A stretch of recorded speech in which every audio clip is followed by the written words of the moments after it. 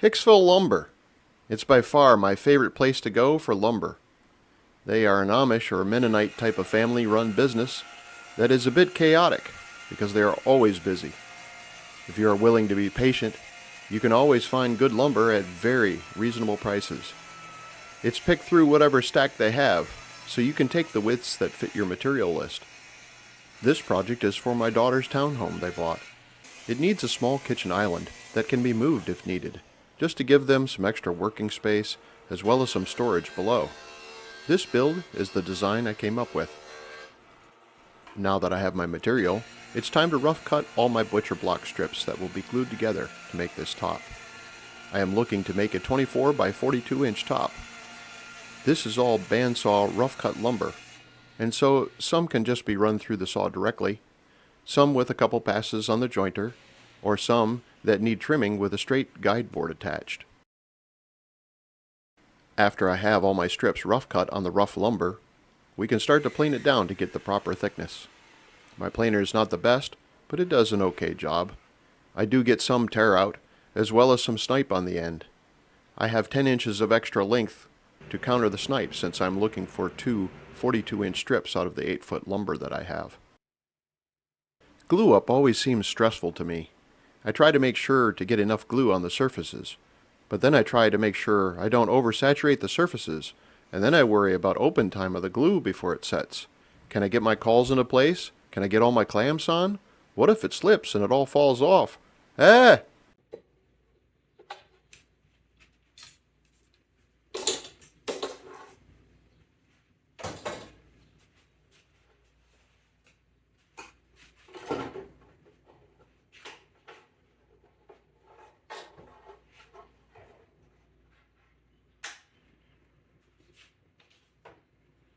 To cut down on the possibility of snipe from this planer, I added a board all the way through with support on each end to keep everything exactly in line. A 1/4 inch ply backer helps the butcher block to slide through like a sled.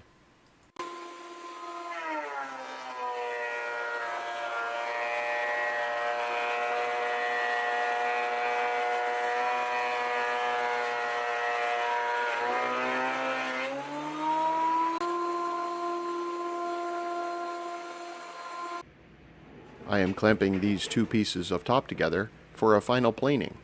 I have the center joint with both top sides facing out from each other. When I plane these together, they will be in exact inverse of each other, even to the thousandths of an inch. When I glue them together, the two top surfaces will be flat to each other.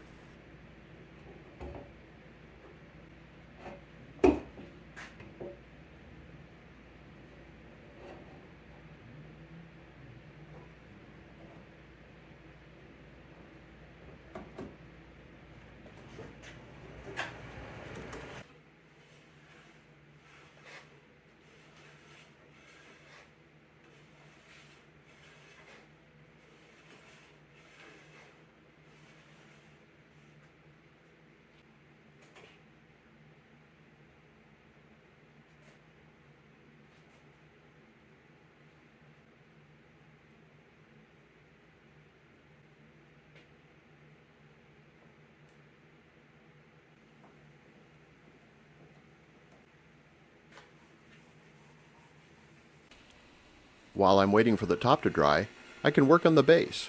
I wanted a wider tapered leg to blend with the design of the kitchen table, but I also wanted a narrow leg to expand the storage space on the bottom. What I settled on was the end leg side as wide and tapered, and the long side as straight and narrow to allow for better shelf access.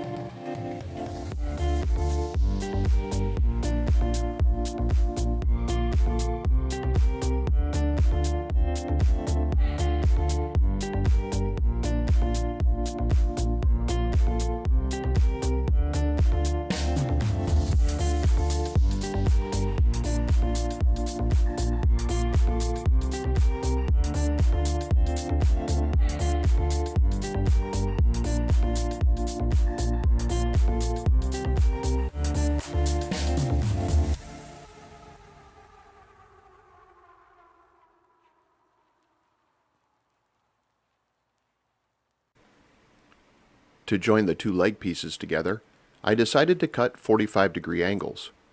I used blue painter's tape and shrink wrap to hold the legs together. Ultimately, I was not entirely happy with the joints. I think I needed to have a waist core in the center of the pieces so that I could utilize the shrink wrap to its fullest capabilities. Shrink wrap may have provided the necessary clamping power to get a premium joint had proper precautions been implemented.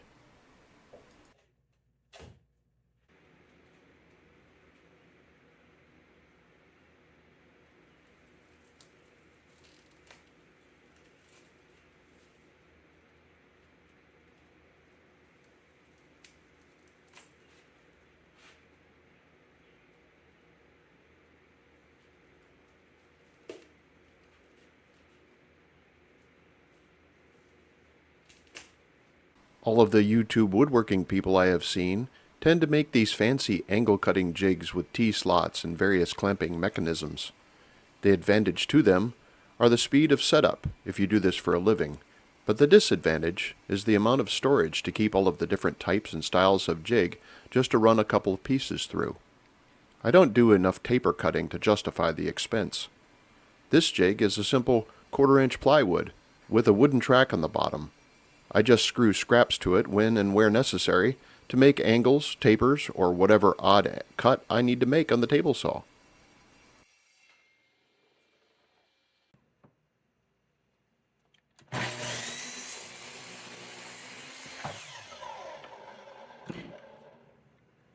It's on to the main top rails to hold the legs in place.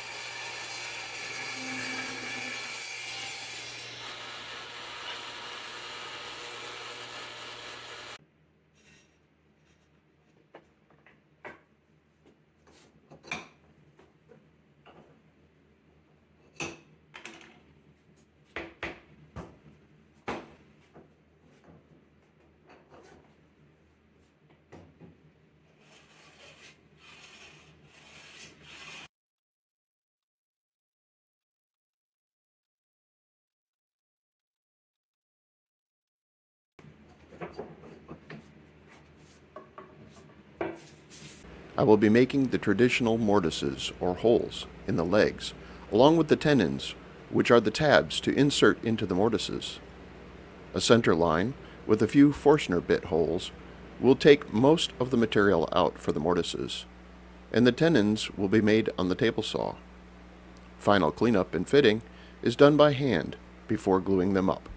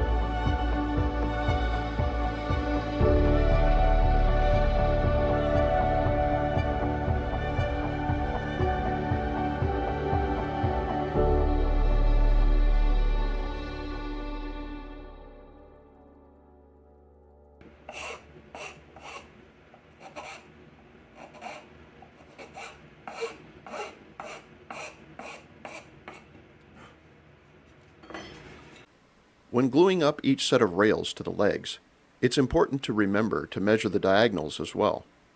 If all of the pieces are the same length and the diagonals are exact, you know you have a square piece. If there are slight errors in the squaring of the piece, they will add up and make your final work unable to sit equally on all four legs properly. Everyone has sat at one of those restaurant tables that you have to try to fold up a napkin to keep the table from tipping on you.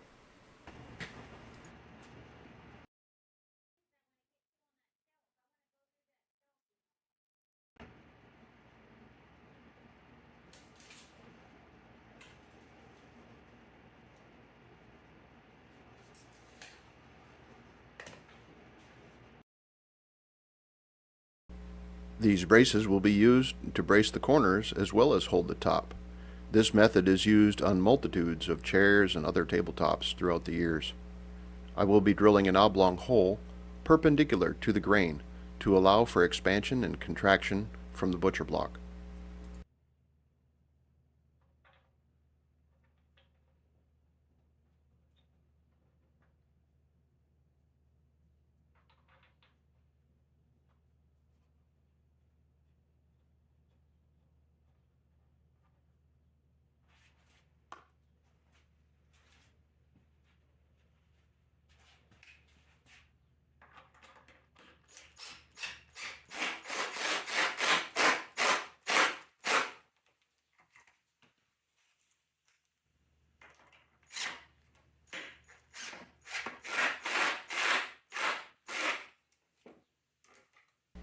This frame I am making will end up supporting the shelf.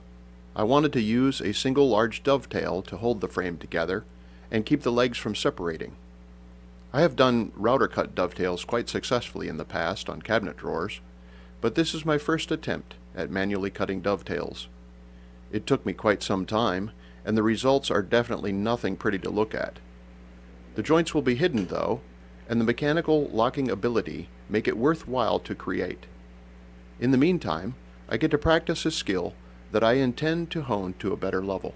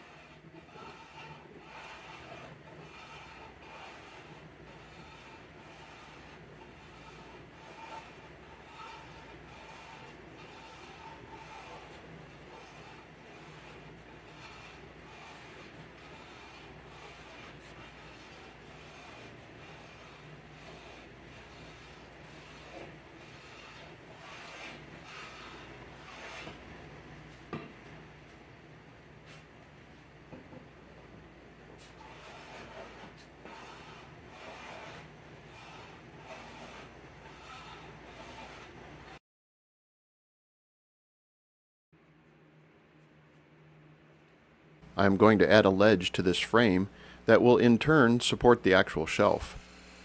I'm then going to use a scrap of old plywood and a piece of formica that I had laying around. This will give me durability from blenders and baskets or any other abrasive item to be kept on this shelf from causing excess damage. Formica is a pretty easy process to use. Contact cement is used where you apply the glue to both pieces evenly. You let it dry to the touch, and then press the dried pieces together to adhere the bond. Care must be taken to place the piece properly before making contact, as repositioning is not an option.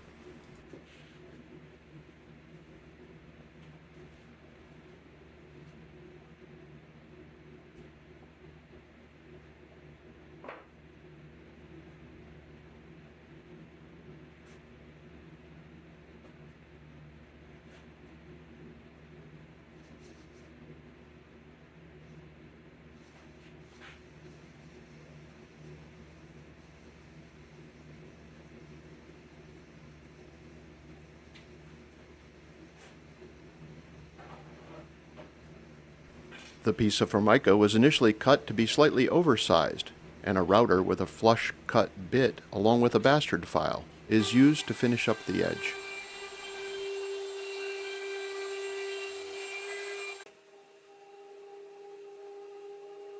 A round of sanding, popping the grain with some water, and then final hand sanding finish up this base. I used a gel stain to give the cherry some color, and then sprayed it with a water-based hardwood floor polyurethane.